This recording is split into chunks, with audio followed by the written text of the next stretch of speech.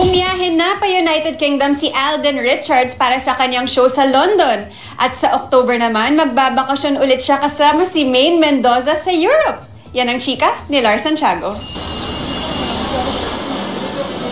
Excited si Alden Richards sa pagbiyahe niya papuntang London kaninang tanghali. First time kasi niya sa United Kingdom na isa raw sa kanyang dream places. Papunta siya sa London para magtanghal para sa kababayang kapuso roon.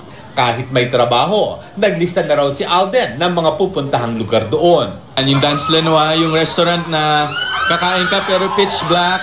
Tapos, of course, The Eye, Buckingham Palace.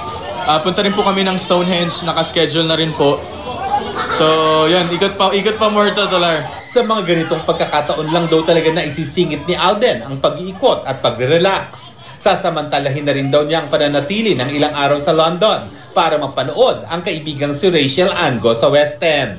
Hopefully, makanood akong Les Miserables sa West End. Opo, talagang yun din po isa sa mga nilo-look forward ko. I wanna see Anne. Takil ko na rin po siyang hindi nakikita. Kasama ko po siya sa Party Pilipinas before.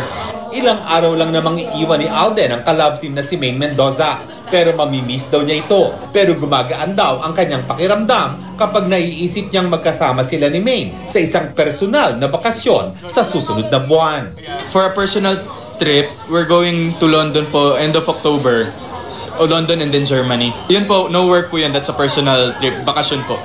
Lars Santiago, updated sa Showbiz Happening.